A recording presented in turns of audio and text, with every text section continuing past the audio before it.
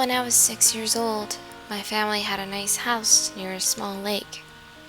It was a nice private community where little to nothing ever really happened. We had been living there for about a month when my grandma decided to come and visit us.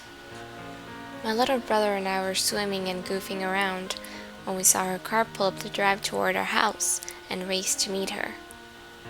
Grandma always had gifts when she came to visit us.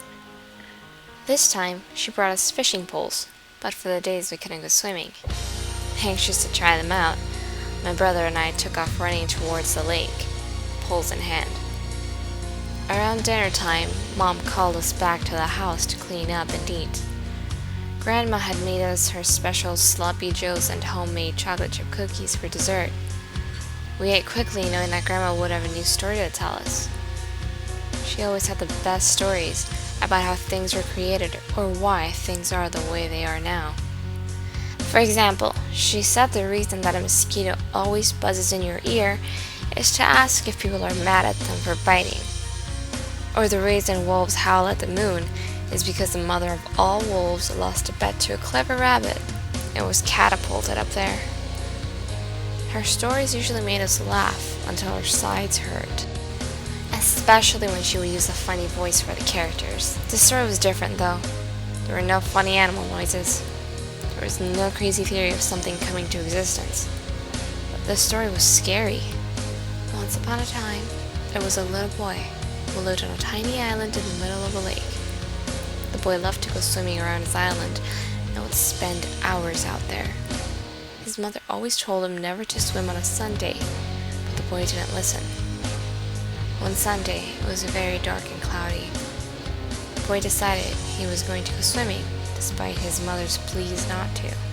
While he was swimming, a large fish came up and swallowed the boy whole. The boy and the fish were never seen again. You see, the fish had magical powers. It only appears when it's hungry, and only on Sundays. It is said that the fish is the devil's pet, but no one is sure. Once the fish digests its latest meal, it will come back and hunt once again. This could be a matter of weeks, months, or years. No one knows for sure.